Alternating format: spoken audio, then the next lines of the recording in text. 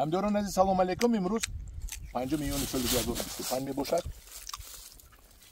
باش دههای چورباغ ناحیه ورزوب باغ من با شما یک درخت شفتالو لیچک نکترین را نشان میدم. اینا ببینید که در روی زمین خواب است و بستگی است. چهل میبندد. این سال دیگه خدا میداند تا بالا میبندد و سال آینده بسیار میبندد. اینا ببینید من یک تیشه گزیده خوردم. حالا هم یک هفته هست تا پخته نشه. درونش زرد با مزه الک شیرین شده است. لیکن سخت حالی.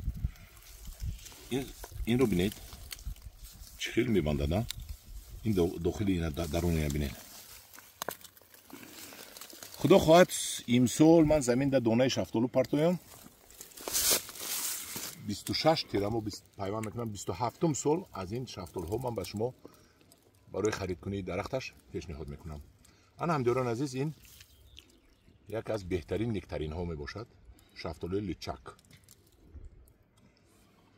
در پناه خدا باشد. خدا نگهبان شما باشد.